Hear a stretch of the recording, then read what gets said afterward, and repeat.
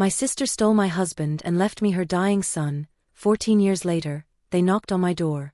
Imsla. Looking back, I should have seen the signs, the lingering glances, the sudden weekend trips, the whispered phone calls. My husband Brandon and my sister Vanessa had always been close, but I trusted them both completely. Sloane, can I borrow your navy cocktail dress for the fundraiser tonight? Vanessa asked, leaning against my kitchen counter one Saturday morning. Again? You borrowed it last month for that conference, I replied, pouring coffee into her favorite mug, the ceramic one she'd left at my house so many times it had become hers. Vanessa twirled her hair, her telltale nervous habit. Yeah, but Brandon mentioned how elegant it looked. Brandon noticed something I wore? I laughed, sliding the mug toward her. That would be a first. Oh, he notices more than you think, Vanessa mumbled, then quickly added, about you, I mean. Somehow I doubt that. Last week was our anniversary and he forgot completely. Not even a card. Maybe he's just swamped at the firm, Vanessa suggested, suddenly very interested in her coffee. He's always swamped these days. Especially on weekends. Remember when we used to have those Sunday brunches with the whole family? People change, Vanessa said softly. Priorities shift. I guess so, I replied, studying her face. You seem to be seeing a lot of him lately though. Doi. Her voice rose slightly. Just, family stuff. My best friend Gabrielle walked in without knocking, our usual arrangement. Morning, Sloane. Vanessa. Didn't expect to see you here. Just leaving actually, Vanessa said, checking her phone. Brandon's giving me a ride to that job interview. Gabrielle's eyebrows shot up. After Vanessa left, she turned to me with concern written across her face. Your husband is driving your sister to an interview on a Saturday? That's convenient. Why do you say it like that? I asked. Because I saw them yesterday at the Brass Kettle downtown. It didn't look like a family lunch, Sloane. What exactly are you saying? I'm saying they were holding hands across the table. And I'm saying he kissed her goodbye, and it wasn't brotherly. My coffee mug shattered on the floor. You're wrong. I wish I was. Call his phone right now. I bet he won't answer. Gabrielle, this is crazy. Brandon wouldn't. Call him, she insisted, handing me my phone. 3 unanswered calls later, I was pacing my kitchen floor. Maybe they're in a dead zone.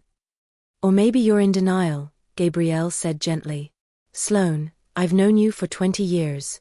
I wouldn't say this if I wasn't certain. But Vanessa, my own sister. Sometimes the people closest to us hurt us the worst, Gabrielle said, helping me clean up the broken mug.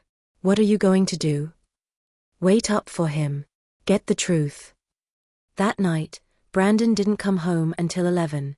The confrontation was brief, his denials weak, his excuses pathetic. Where were you today? I asked as soon as he walked in. Work emergency, he mumbled, avoiding my eyes. On a Saturday? With my sister. His face went pale. Sloane, Don't Sloane me. Gabrielle saw you at the Brass Kettle. It's not what you think. Then what is it? Because it looks like you're sleeping with my sister. His silence was my answer. 2 days later, my doorbell rang at 6 in the morning. Vanessa stood there holding her 7-year-old son Cameron's hand and a small suitcase. He's sick, Sloane. Really sick, she whispered, tears streaming down her face. The doctors say it's his heart. Brandon and I need to go to Seattle for treatment options. What are you saying? I need you to take Cameron while we sort things out. Just for a little while. Sort what out? That you're sleeping with my husband. This isn't about us right now, Vanessa said, pushing Cameron forward. It's about my son. Aunt Sloane. Cameron looked up at me with confused eyes. Mom says I'm staying with you. I knelt down to his level. Hey buddy. Are you feeling okay? My chest hurts sometimes, he said quietly. Mom says the doctors need to fix me. I looked up at Vanessa, who was already backing away. How long, Vanessa? Please, Sloane. Cameron needs stability. You're good with him. We'll send money. Vanessa, he's dying. Sloan, do this one thing for me, she pleaded. We'll be in touch soon. Mom. Cameron called, his voice small and frightened. Where are you going? Just for a little while, honey, Vanessa called back, already halfway to Brandon's waiting Lexus. Aunt Sloan will take good care of you. That was the last I saw of them until they knocked on my door 14 years later. Is that really them? Gabrielle whispered, peering through my kitchen blinds at the couple sitting awkwardly in my living room. I nodded, feeling 14 years of buried rage resurface. Brandon's grayer. Vanessa's had work done. But it's them. What did they say they want? They said, and I quote, "We want to make amends and reconnect with Cameron," I replied, mimicking Vanessa's sugary tone. After 14 years of nothing but birthday cards and the occasional check. That's rich, Gabrielle snorted. Where is Cameron now? Baseball practice. He'll be home in an hour, I said, checking my watch. Gabrielle, they didn't even ask if he survived. They abandoned a dying child. You think they lied about his condition? I know they did. The pediatric cardiologist at Mercy General found nothing wrong with his heart. Nothing. But by then they were long gone. Did they ever explain the diagnosis? What did they actually tell you? Some congenital condition that required specialized treatment, I said. I took him to 3 different specialists. All said the same thing, perfectly healthy boy. And you're sure they're here about Cameron? Not trying to weasel back into your life? Oh, I'm sure there's an angle, I replied. Vanessa doesn't make a move without calculating what's in it for her. Gabrielle squeezed my arm. What are you going to do? First, I'm calling Lawrence, I said, reaching for my phone. 20 minutes later, I was speaking with my attorney. Sloan, if what you're saying is true, we're looking at potential charges of fraud, child abandonment, possibly even insurance fraud, Lawrence explained, his voice crisp and professional. How do we prove it? Let me investigate the insurance claims they filed. Get them talking. Record everything. And Sloan, don't sign anything they give you. What if they try to take Cameron? He's legally still their son. He's 21 now, Sloan. They have no legal authority over him. Besides, abandonment for 14 years significantly weakens any parental claims they might make. After hanging up, I called Cameron. Hey Mom. What's up? His deep voice still surprised me sometimes. The boy was now a man. Cameron, I need you to come home right after practice. There are people here you should meet. Is everything okay? He asked, concern evident. Just some ghosts from the past. I'll explain everything. You sound upset. Do you need me to come now? No. Finish practice, but prepare yourself. It's your parents. Your biological parents. There was a long silence. They're alive. Very much so. I'll be there in 20 minutes, he said before hanging up. When Cameron arrived, the confrontation began immediately. Oh my God, look at you. Vanessa squealed, jumping up. You're so tall. You look just like... My grandfather, Cameron interrupted coolly. The grandfather I've never met because he abandoned me with a fake medical diagnosis. Brandon stepped forward. Now wait a minute, young man. Young man. Cameron laughed bitterly. You don't get to call me that. You're not my father. Sloan is my parent, the only one who stayed. We had our reasons, Vanessa said defensively. Which were? I prompted. We were young. We made mistakes, Brandon offered lamely. Mistakes. I echoed. You call abandoning your supposedly dying child a mistake? You don't understand what we were going through, Vanessa insisted. We weren't ready. And I was. I fired back. I wasn't the one who had a child. I wasn't prepared to suddenly become a mother to a sick boy. But you did it anyway, Brandon said quietly. And from the looks of it, you did a good job. Don't you dare compliment her, Cameron snapped. You don't get to walk in here and play proud papa now. We came back, didn't we? Vanessa snapped. And we want to make things right. Starting with, she pulled out a folder, these property documents. What property? I asked. Your grandfather's cabin in Blue Ridge, she replied. Half of it should have been mine. We want to sell it and split the proceeds. Now everything made sense. So that's why you're here, I said, staring at the folder Vanessa had placed on the coffee table. Grandpa's cabin finally became valuable. And now you want your share. It's legally mine, Vanessa insisted, her perfectly manicured nail tapping the folder. Half of it, anyway. Mom, what's she talking about? Cameron asked, his expression darkening. Your mother thinks she's entitled to Grandpa's property, I explained. The property he left specifically to me and his will 14 years ago. After you manipulated him, Vanessa spat, her composure cracking. You always were his favorite. I didn't manipulate anyone, I replied calmly. He made his decision after you ran off with my husband. You turned him against me. Vanessa's voice rose. You poisoned him. Is that what you've been telling yourself all these years? That I'm the villain in this story? Brandon cleared his throat. Look, we know this is awkward, but we're family.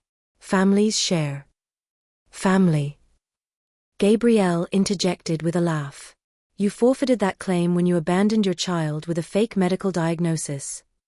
That's a serious accusation, Brandon said, his attorney voice emerging. One I can prove, came Lawrence's voice from the doorway. I hadn't heard him arrive. Who are you? Vanessa demanded. Lawrence Montgomery, attorney at law, he replied, setting his briefcase on the table. And I have some interesting documents here. You called a lawyer? Brandon scoffed. That's a bit dramatic. Says the man who abandoned his son for 14 years and now wants property, Gabrielle muttered. Lawrence opened his briefcase. Sloan, as we discussed on the phone, I pulled the insurance claims. There's no record of any heart condition for Cameron, but there is a rather substantial life insurance policy taken out on him 3 weeks before he was left with you. The room fell silent. That's not what it looks like, Vanessa stammered. It looks like insurance fraud, Lawrence continued calmly. And abandonment. And filing false medical reports. You were going to collect on my life insurance? Cameron asked, his voice barely a whisper. No. Vanessa exclaimed. We were scared. We made mistakes. So you admit there was no heart condition? I pressed. We, Vanessa looked at Brandon desperately. We panicked, Brandon finally said. We weren't ready for parenthood. So you invented a terminal illness? Gabrielle asked incredulously. We never said terminal, Brandon corrected. Just serious. Serious enough to abandon him? I said. Serious enough to make me think I was caring for a dying child? Did you ever plan to come back for me? Cameron asked, his hands trembling. Was that ever part of the plan? Brandon and Vanessa exchanged glances. That's what I thought, Cameron said, his voice hollow. You were just going to let me think you died trying to save me. We're sorry, Vanessa cried, reaching for Cameron's hand. We've changed. We want to make amends. Cameron pulled away. Don't touch me. Please, Brandon pleaded. We can work this out as a family. You're not my family, Cameron replied coldly. And you're not getting the cabin. You ungrateful little, Vanessa lunged forward, but Gabrielle stepped between them. Touch him and I'm calling the police, Gabrielle warned. You can't keep us from what's ours, Vanessa snarled, grabbing the folder. Actually, Lawrence interjected, I have the paperwork right here showing that the statute of limitations for contesting the will expired years ago. The property is solely Sloane's. This isn't over, Brandon threatened, his face reddening. We'll take this to court. Please do, Lawrence replied, smiling thinly. We'll be sure to bring up the insurance fraud as well. Are you sure you want to go through with this? Lawrence asked 3 weeks later as we walked up the courthouse steps. Once we file these charges, there's no going back. I've waited 14 years, I replied firmly. I'm done waiting. They called again this morning, Lawrence said. They're getting desperate. Good, I replied. Now they know how it feels. Inside, Gabrielle and Cameron were already seated. Across the aisle, Vanessa and Brandon huddled with their attorney, shooting nervous glances our way. They offered another settlement this morning, Lawrence informed me quietly. Double the previous amount. I don't want their money, I said. I want justice. Mom, Cameron whispered as I sat down. Are you okay? I'm fine, I assured him. How about you? I keep thinking about what might have happened if they'd succeeded, he admitted. If they'd collected that insurance money. But they didn't, Gabrielle interjected. Because Sloane saw through them. Not soon enough, I said. I should have questioned the diagnosis immediately. You trusted your sister, Gabrielle said. That's not a character flaw. All rise, called the bailiff, and the proceedings began. The proceedings were mercifully brief. The evidence Lawrence had gathered was overwhelming: the falsified medical records, the life insurance policy, the abandoned child support payments. The court finds sufficient evidence to proceed with charges of insurance fraud, child abandonment, and attempted property fraud, the judge announced. Bail is set at $50,000 each. Outside, Vanessa caught up to us in the parking lot. Sloane, please, she begged, her designer outfit looking suddenly shabby in the harsh sunlight. You can't do this to your own sister. I'm not doing anything to you, I replied. You did this to yourself. We made a mistake. Everyone deserves a second chance. A mistake is forgetting an anniversary, I said. What you did was calculate and execute a plan to abandon your child and potentially profit from his supposed death. It wasn't like that, Brandon protested. We never intended. Then what was the insurance policy for? Cameron demanded. Extra vacation money? We were young and stupid, Vanessa cried. We've suffered too, you know. Have you? I asked. Because from your social media, it looks like you've been living quite well. European vacations, Caribbean cruises. We had 14 years of chances, Cameron interjected. You never took them. We were scared and stupid, Brandon tried. But we're family. Family doesn't abandon family, I said quietly. Family doesn't lie and steal and disappear for 14 years. What do you want from us? Vanessa cried. Nothing, I answered truthfully. Not one single thing. Later that evening, as Cameron and I sat on the dock at the cabin, our cabin, he asked the question I'd been dreading. Do you ever wish things had been different? He asked, skipping stones across the water. Different how? That they'd been better people? That they'd stayed? I considered this carefully. No. Because then you might not have been my son. I'm not really your son though, he said hesitantly. Cameron James Porter, I said firmly. Biology doesn't make a mother. 14 years of homework and nightmares and baseball games and broken hearts, that makes a mother. And a son? He asked with a half smile. That too. I nudged his shoulder with mine. Besides, now we have this place all to ourselves. You know, Cameron said after a moment, I used to make up stories about them when I was little. What kind of stories? That they were spies or astronauts. That they died saving people. I'm sorry they weren't the parents you deserved. I got the parent I deserved, he said. She's sitting right here. What are you going to do with their letters if they write from prison? Cameron asked. The same thing I've done with everything else they've sent over the years, I replied, watching the sunset paint the lake gold. Return to sender. Exactly. You never told me they sent things, Cameron said, surprised. Checks, cards with $20 bills. Nothing that made up for what they did, I explained. Nothing worth keeping. Like them, Cameron said quietly. Like them, I agreed. As we walked back to the house, I thought about paths not taken and roads better left untraveled. Sometimes the family you're born with isn't the family you end up with. Sometimes betrayal leads to something stronger than what was broken. Have you ever had to choose between forgiveness and self-respect? Between the family you were given and the family you built? I chose. And I'd choose the same way every single time.